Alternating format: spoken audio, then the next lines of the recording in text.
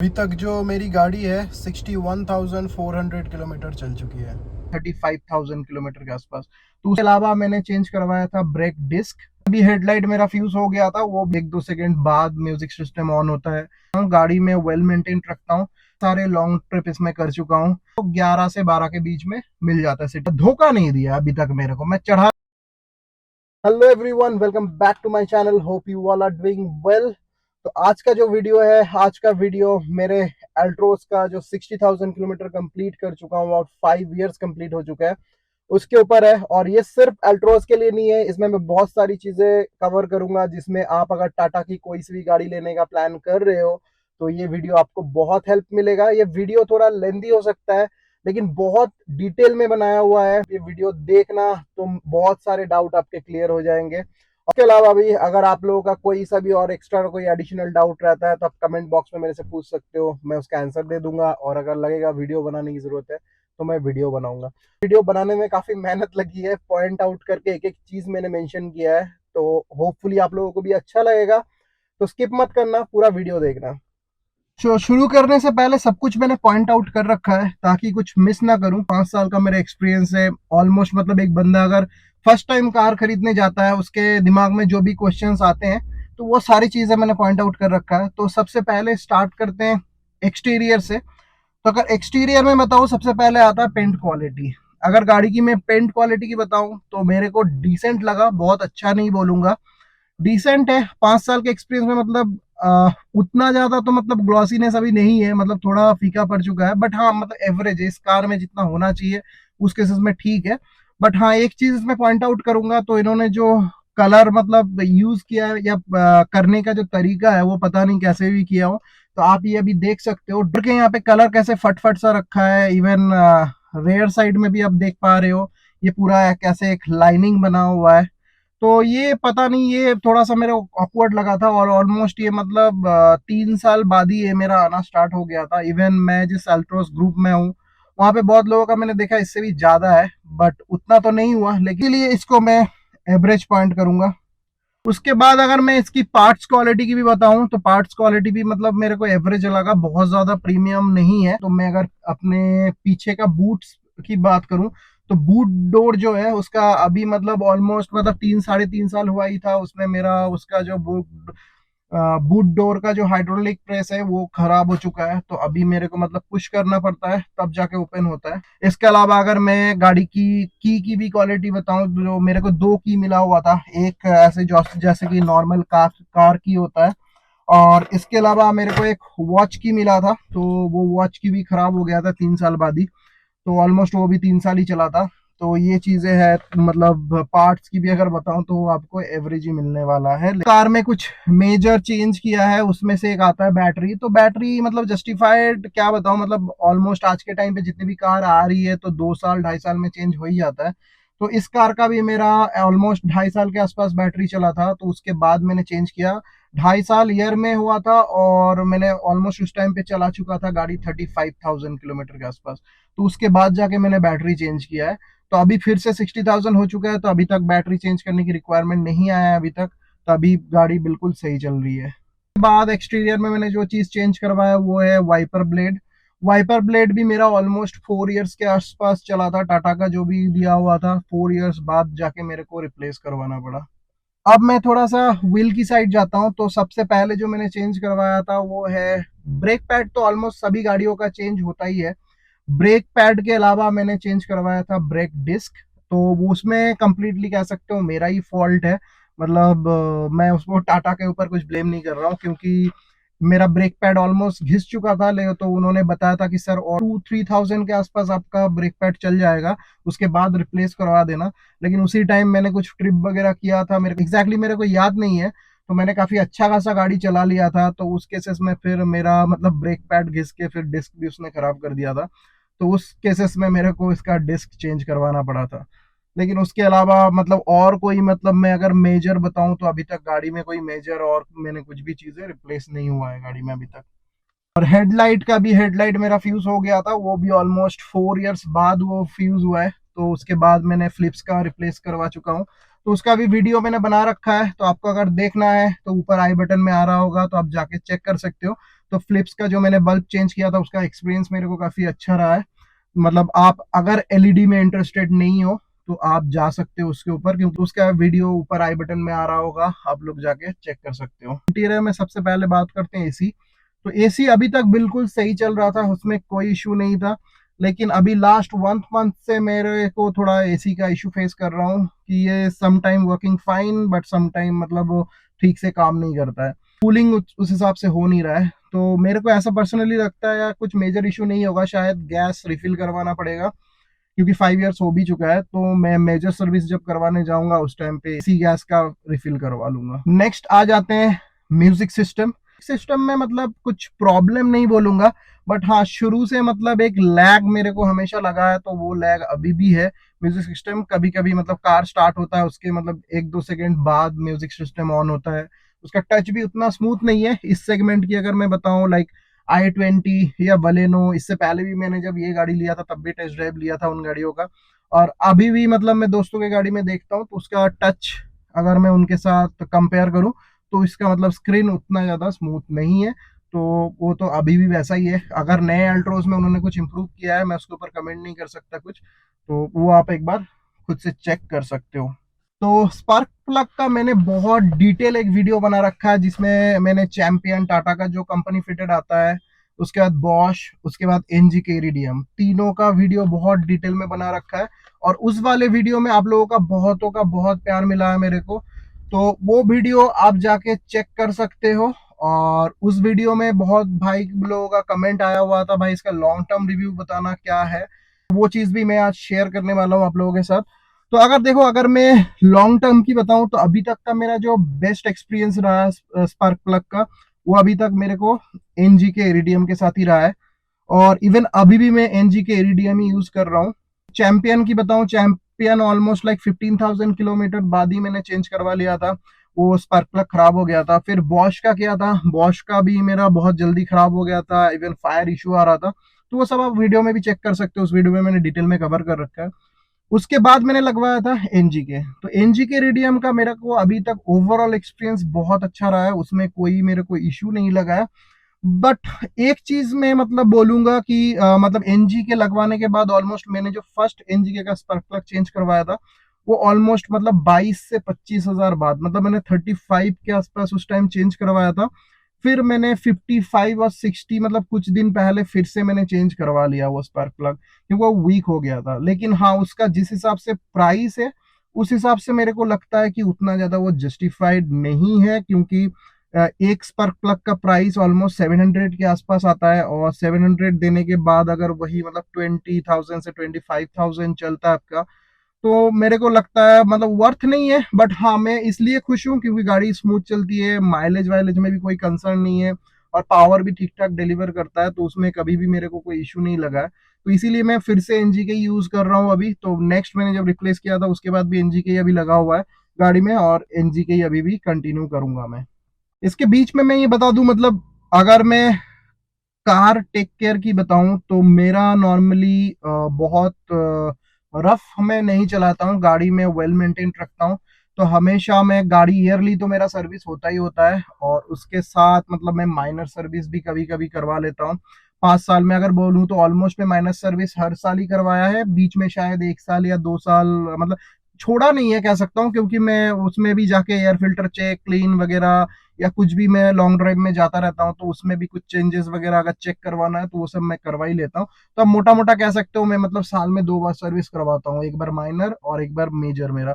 और major service में मेरा पूरा एयर फिल्टर में चेंज करवाता हूँ, ऑयल फिल्टर मतलब जो भी मेजर आता है ऑयल, उसके बाद एसी फिल्टर क्लीन, उसके बाद एयर फिल्टर वो चेक कर लेते हैं, अगर सही लगता है तो और कुछ दिन चलाता हूँ, नहीं तो मैं चेंज करवा लेता हूँ। तो मतलब मोटा मोटा अगर बताऊं तो मतलब मेजर सर्विस और माइनर सर्विस में दोनों चीजें करवाता हूँ। इसके अलावा ईयर में एक बार मैं व्हील बैलेंसिंग और व्हील अलाइनमेंट करवाता हूँ। और जब सर्विस की बात कर ही रहा हूँ तो ये भी बता देता हूँ, क्योंकि मैं टाटा सर्विस में अभी सर्विस सेंटर में नहीं करवाता हूँ। मैंने शुरू के 2.5 ईयर्स तक टाटा सर्विस में सर्विस करवाया था, उसके बाद से मैंने टाटा सर्विस सेंटर चेंज करवा दिया। और बैंगलोर में भी बॉश के सर्विस सेंटर है, वहाँ पे मैं सर्विस करवाता हूँ। देखो उसका भी मिक्स रिव्यू है तो मैं उसको लेकर अभी डिस्कस नहीं कर रहा हूँ, बट मेरा अभी तक का ओवरऑल का एक्सपीरियंस वहाँ पे बहुत अच्छा रहा है, और मैं 2.5 साल से वहीं पे कंटिन्यू कर रहा हूँ। और आगे भी करता रहूंगा। आगे कुछ चेंज होगा तो मैं वो आप लोगों को अपडेट दे दूंगा। अब बात करते हैं गाड़ी की अच्छाई की। 5 साल मैंने अपने पास ये गाड़ी रखा है, तो ऑब्वियसली बात है मतलब अच्छा रीजंस भी है इस गाड़ी में। इससे पहले अगर मैं बात करूं इसकी ड्राइविंग कंफर्ट, भाई मैं अभी तक इतने सारे लॉन्ग ट्रिप इसमें कर चुका हूं, मेरे को कभी भी ड्राइविंग कंफर्ट का इशू इस गाड़ी में नहीं लगा। मैं लॉन्ग ट्रिप में भी जाता हूं, बड़ा कंफर्ट है। इवन इसका रेयर सीट भी काफी कंफर्ट है, फ्रंट सीट भी काफी कंफर्ट है इस सेगमेंट के हिसाब से। और मैंने बहुत सारे लॉन्ग ट्रिप कर रखा है। अगर आप मेरे चैनल पे नए हो तो आप सब्सक्राइब करके देख भी सकते हो मेरे पुराने वीडियोस में। जितनी भी जगह घूमने जाता हूँ, ट्रैवल ब्लॉग्स भी मैं यहीं पे अपलोड करता हूँ, तो वो सब वीडियो भी देख सकते हो। और जो लोग पहले से मेरे को फॉलो कर रहे हो, आप लोग जानते ही हो मैं कितना ट्रैवल करता हूँ, तो उस हिसाब से मेरे को कभी भी इसका कंफर्ट को लेके कभी कोई इशू नहीं आया। 2200 किलोमीटर अभी तक मैं मैक्स चला चुका हूँ दिल्ली टू बैंगलोर जब ट्रैवल किया था मैंने। उसके बाद नेक्स्ट मैं कह सकता हूँ लो मेंटेनेंस। इस गाड़ी में मेंटेनेंस बहुत ही कम है। मतलब मैं अगर मेजर सर्विस की भी बताऊं तो अभी तक का मेरा जो सबसे मैक्स खर्चा हुआ था वो एक ही बार हुआ था। वो हुआ था शायद 14,000 या 17,000, मेरे को एग्जैक्टली अभी याद नहीं है, लेकिन हाँ मतलब मोटा मोटा 14 से लेके 17 के बीच ही कुछ हुआ था। तो वो उसी टाइम हुआ था जिस टाइम मैंने इसका डिस्क वगैरह, ब्रेक डिस्क, ब्रेक पैड सब चेंज हुआ था, तो उसी टाइम वो खर्चा आया था। उसके अलावा मेरा जो नॉर्मल सर्विस का खर्चा रहता है वो नॉर्मली रहता है आपका 6,000 से लेके 8,000 के बीच। उसके ऊपर मतलब 10,000 तो कभी भी मैंने क्रॉस नहीं किया। तो उस हिसाब से काफी लो मेंटेनेंस मैं कहूंगा उस हिसाब से। और अगर मैं माइलेज की भी बताऊं, इस गाड़ी में मेरे को माइलेज भी बहुत अच्छा खासा मिलता है। मैं अगर सिटी ड्राइव की बताऊं तो दिल्ली में तो मेरे को और अच्छा माइलेज मिल जाता था, लेकिन मैं अगर बैंगलोर, अगर bumper to bumper traffic city में भी मेरे को ये गाड़ी देती है 8 से लेके 12 के बीच में रहता है। तो वो डिपेंड करता है ट्रैफिक के ऊपर। एकदम फुल बम्पर टू बम्पर रहता है तो उस टाइम पे 8, 9.5 ऐसे रहता है।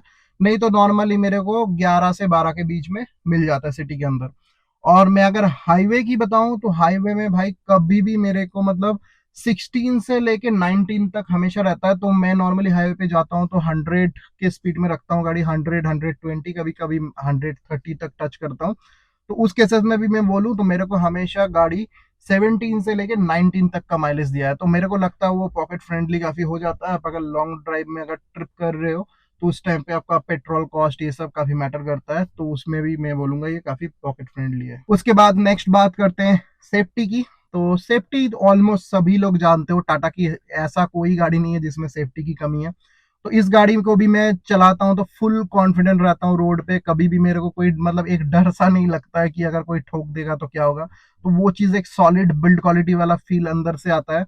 और मैं हमेशा ये कहूंगा भाई अगर आप गाड़ी ले रहे हो तो आपका बिल्ड क्वालिटी अच्छा डेफिनेटली होना चाहिए। क्योंकि आप हाईवे पे जा रहे हो सकता है आपकी गलती ना हो, कोई और बंदा गलती कर जाए, लेकिन भुगतना आपको पड़ सकता है। और मोस्टली केसेस में यही होता है कि कोई और बंदा गलती करता है और उसका भुगतना दूसरे बंदे को पड़ता है। तो इसीलिए सेफ्टी गाड़ी लेना बहुत जरूरी है। तो उस केसेस में आई एम कंप्लीटली हैप्पी। और इवन मैं अल्ट्रोस ग्रुप में भी हूँ 2-3, उसमें मैंने एक दो ऐसे इंसिडेंट देखे हैं, एक्सीडेंट देखे हैं गाड़ियों का।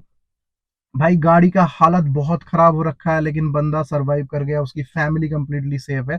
हो सकता है उनमें से भी कोई बंदा अगर ये वीडियो देख रहे हो तो कमेंट में जरूर बताना भाई, क्योंकि सेफ्टी के मामले में ये गाड़ी आपको 100% सेटिस्फाई करने वाला है। 5 साल बाद मैंने एक चीज ये रियलाइज किया है, जो इंजन नॉइस की बताऊं तो इंजन नॉइस पहले से इसमें थोड़ा सा इंक्रीज हुआ है 5 इयर्स में। फर्स्ट गियर में मेरा गाड़ी जब नया नया लिया था मैंने, उस टाइम पे भी फर्स्ट गियर मेरा थोड़ा कभी कभी स्टक करता था। और अभी मतलब बीच में वो कंप्लीटली ठीक हो गया था, बीच में कोई इशू नहीं आया था। लेकिन अभी फिर से मतलब मैं लास्ट अगर 6 मंथ की बताऊं, 6 मंथ से मैं फिर से वो चीज फेस करता हूँ। कभी कभी मेरा फर्स्ट गियर में गाड़ी अटक जाता है तो उसको गियर लीवर को फिर से एडजस्ट करके फिर डालना पड़ता है। और ऐसा नहीं है कि मैं फुल क्लच नहीं प्रेस करता हूँ, मैं फुल क्लच प्रेस करने के बाद भी वो इशू मेरे को कभी कभी फेस करना होता है। अब बात करते हैं गाड़ी की पावर। तो भाई देखो अगर गाड़ी की पावर की बताऊं तो बहुत जेन्युइन बता रहा हूं, मैं कोई फैन नहीं हूं या फिर मतलब मैं इसके अगेंस्ट में नहीं हूं। पावर में लैग तो थोड़ा सा है अल्ट्रोज नेचुरल एस्पिरेटेड में, वो चीज आपको मानना पड़ेगा। और मतलब अगर मैं i20 या बलेनो की बात करूं तो इससे काफी स्मूथ है वो चीज, इसमें मतलब आप मिस करोगे। इवन जैसे कि मान लो आप अगर आप कहीं इंक्लाइन वगैरह में जा रहे हो तो वहां पे गाड़ी कभी कभी लैग कर जाती है, तो उस टाइम पे फील होता है यार गाड़ी में और पावर हो तो मजा आता। लेकिन ऐसा कभी मेरे को धोखा नहीं दिया गाड़ी ने कि मैं चढ़ा ही नहीं पाऊँ। मैं इससे पहले भी बहुत स्टीप चढ़ाई पे भी गाड़ी को चढ़ा रखा है, ऐसा कोई इशू नहीं है। हाँ ये है कि एसी बंद करना पड़ता है, फिर मान लो कभी होता है तो चक्का कभी स्पिन कर जाता है। लेकिन हाँ मतलब धोखा नहीं दिया अभी तक मेरे को, मैं चढ़ा लेता हूँ कहीं पे भी जाता हूँ, गाड़ी में कोई मतलब कभी रुकी नहीं है। लेकिन हाँ अगर मैं उन लोगों के साथ मतलब i20 या बलेनो इस सेगमेंट की गाड़ियों के साथ कंपेयर करूँ तो मतलब थोड़ा बहुत फील होता है कि यार गाड़ी में थोड़ा पावर होनी चाहिए। तो ये चीजें हैं। एक सवाल जो मेरे अंदर भी है, शायद आप लोग भी ये पूछ सकते हो कि नेक्स्ट कार अगर टाटा का होगा तो मैं क्या नेक्स्ट कार कंसिडर करूंगा टाटा का। तो ये जो सवाल है इसमें मतलब मैं खुद ही सवाल बनाया था, लेकिन इस आंसर में थोड़ा सा मैं कंफ्यूज हूं। इसलिए क्योंकि देखो अगर मैं सेफ्टी की बताऊं तो टाटा ऐसा सेफ्टी कोई प्रोवाइड नहीं करता महिंद्रा के अलावा। बाकी वॉल्क्सवैगन वगैरह है लेकिन प्राइस रेंज भी वहां से देख सकते हो हट जाता है। तो अगर मैं सेफ्टी का कंसर्न जब दिमाग में लाता हूं तब मेरे दिमाग में आता है मेरे पास ऑप्शन बहुत कम है और मैं सेफ्टी के साथ कोई कॉम्प्रोमाइज नहीं कर सकता। साफ सीधी सी बात है, मेरे को जितना भी रिफाइनमेंट दे दो, जितनी भी फीचर दे दो, मेरे को फर्क नहीं पड़ता। मेरे को हाईवे जाना है, मेरे फैमिली को सेफ रखना है भाई। तो मेरे सेफ्टी के मामले में मैं बिल्कुल कॉम्प्रोमाइज नहीं कर सकता। फीचर, गाड़ी का रिफाइनमेंट, उसमें मैं फिर भी कॉम्प्रोमाइज कर सकता हूँ लेकिन सेफ्टी में नहीं कर सकता। तो इसलिए अगर सीधा बोलूं तो बिल्कुल मैं जाऊंगा टाटा की तरफ। यहाँ पे एक बात आती है कि मैं अगर अपर सेगमेंट में जाता हूँ, लेट्स से 25 लाख या 30 लाख के गाड़ियों के ऊपर, तो उस टाइम पे यस थोड़ा सा दिमाग में ये रहता है कि मतलब 30 लाख खर्च करने के बाद, जैसे मैं टाटा का एक्सपीरियंस शेयर मतलब आप लोगों के साथ बताया, मैं अभी टाटा में नहीं करवाता हूँ। तो बॉश में जो करवाता हूँ, बॉश में दिक्कत ये है कि मतलब अगर नॉर्मल सर्विस है वो तो बहुत इजीली हो जाता है, लेकिन अगर मान लो वहां पे कुछ भी अगर पार्ट्स चेंज होता है मेजर कुछ, तो जैसे कि मैंने एक बार एयर फिल्टर, मतलब मेजर भी नहीं नॉर्मल में भी उनके पास एयर फिल्टर नहीं था, तो उसके लिए मेरे को दोबारा एक बार जाना पड़ा था एयर फिल्टर फिट करवाने के लिए। और एयर फिल्टर का, अच्छा हाँ मैं एक चीज मिस कर गया था, एयर फिल्टर बॉक्स भी मैंने चेंज करवाया था, उसका जो पैच था वो कट गया था। तो वो बॉक्स मैंने चेंज करवाया था, तो बॉक्स उनके पास नहीं था, एयर फिल्टर का जो बॉक्स था, तो एयर फिल्टर था, एयर फिल्टर का बॉक्स नहीं था। तो उसके लिए फिर मेरे को एक हफ्ते भर के आसपास वहां पे वेट करना पड़ा था। तो ये एक इशू है वहां पे, लेकिन हाँ सर्विस बहुत अच्छा होता है इसलिए मैं वेट कर लेता हूँ और मतलब मैनेज हो जाता है चीजें। लेकिन कभी मेजर कुछ होगा जिसके अलावा गाड़ी चलेगी नहीं तो शायद उस टाइम पे मैं दिक्कत फेस कर सकता हूँ। तो वही अगर पॉइंट अगर मैं 20-30 लाख की गाड़ी की बताऊं तो उस टाइम पे एक दिमाग में ये कंसर्न जरूर आएगा कि यार इतना पैसा डालने के बाद भी इस चीज में स्ट्रगल कर रहा हूँ। तो वो चीज सोच के फिर थोड़ा सा मतलब बैकआउट होना पड़ता है, लगता है नहीं यार इतना महंगा गाड़ी लूंगा तो शायद टाटा के ऊपर जाना थोड़ा रिस्की है आज के टाइम पे भी। तो ये एक कंसर्न है। बट हाँ अगर मतलब मैं अगर बोलूं मेरे को नेक्सॉन तक जाना है, मैं बिना सोचे समझे बिल्कुल मैं जाऊंगा टाटा महिंद्रा के ऊपर ही, क्योंकि उससे महिंद्रा का तो खैर एक ही गाड़ी है 3XO, लेकिन टाटा का अगर एल्ट्रोस, टियागो, नेक्सॉन, अगर आप इन सेगमेंट की गाड़ियां देख रहे हो तो आप बेफिक्र होके जा सकते हो भाई, क्योंकि आपको गाड़ी भी अच्छी मिलेगी, सेफ्टी मिलेगा उसके साथ, और आप अपनी फैमिली के साथ सेफली ट्रैवल कर सकते हो। और इतना तो रिलायबल है, मतलब मैं यार 5 साल से चला रहा हूँ तो उतना ज्यादा। अगर हाँ अगर मैं रिलायबिलिटी की बात करूं तो रिलायबिलिटी देखो टाटा के गाड़ियों में रिलायबिलिटी तो है, ऐसा नहीं है बिल्कुल नहीं है, रिलायबिलिटी बहुत अच्छा है। बट एक ही है मतलब जिसकी किस्मत में अगर खराब निकल गया तो भाई उसको थोड़ा सा भुगतना पड़ता है। ये चीजें मैंने देखी है, अभी तक के सफर में मैंने बहुत लोगों से कनेक्ट भी किया है, तो ये चीजें मैंने देखा है कि अगर मतलब आपका किस्मत खराब निकल गया तो आपको सफर करना पड़ सकता है। उसके अलावा अगर प्रोडक्ट आपकी अच्छी निकल गई, आप नॉर्मल सर्विस में गाड़ी को मेंटेन करके रखोगे तो उस केसेस में टाटा की गाड़ियों के साथ कोई दिक्कत नहीं है। 5 साल में 61,000 तक अभी मैं गाड़ी चला चुका हूँ, तो अभी तक टायर चेंज नहीं करवाया गाड़ी का।